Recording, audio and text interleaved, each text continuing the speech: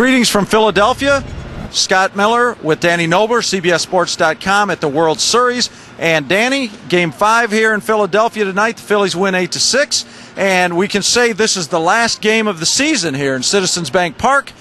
But thanks to the Phillies coming up big early especially, this isn't the last game for the Phillies of the season. No, and Scott, we have a chance for what could be a really good World Series. First of all, we're going to 6 games for the first time since 2003. Second, we have storylines galore. We thought we had a lot of storylines when we came here to Philadelphia for Game 3, but boy, we got a lot of storylines going back to New York for Game 6 and 7, and a lot of them have to do with what happened here tonight with Cliff Lee beating the Yankees and with A.J. Burnett failing on 3 days rest. CC Sabathia was terrific on 3 days rest for the Yankees. A.J. Burnett, not so much tonight. 2 innings and out. Didn't get an out in the 3rd inning. Now they're going to go back to Andy Pettitte on 3 days rest in Game 6. The Phillies think they just got to look at him. They're pretty confident they can get him. I guess $200 million, 3 starting pitchers and out. Nobody else. And you know, the interesting thing about it is the Yankees going into this, they were fairly confident CC Sabathia could handle 3 games rest. They thought A.J. Burnett could handle 3 days rest, and the least confident they were was in Andy Pettitte. So most confident to least confident. Most confident worked out. Second most confident didn't work out at all. Now we go to least confident. And, of course, the Phillies have issues of their own. One issue they don't have, as we saw again tonight, Chase Utley.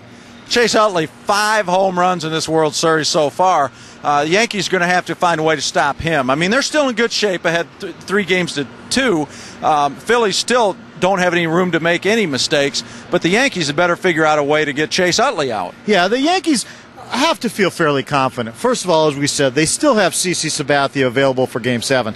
The other thing is, even though they've lost twice to Cliff Lee, they know he's not coming back, at least not as a starter.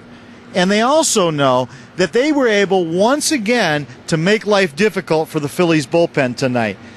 They didn't come all the way back. They were 6 runs down. It ended up 8-6. But they sure left a lot more doubt, as if we needed any more doubt, in what will happen with the Phillies bullpen. Yeah, I mean, that's been an ongoing story all year, and Brad Lidge gave it up in Game 4. And so here come the 9th inning tonight, and the Yankees are making another late charge. Bullpen gate opens. Here comes Ryan Madson. No Brad Lidge. And not only that, but at one point we had Brett Myers getting up. Oh, at one point then we had Scott Air getting up. At one point we had Brad Lidge getting up. I was looking for Mitch Williams. And speaking of which, that's another storyline here. The last time the Phillies were in this situation in a World Series, 1993, down 3 games to 1, a game in Philadelphia, a little ways over that way at Veterans Stadium, and Curt Schilling pitched a great game.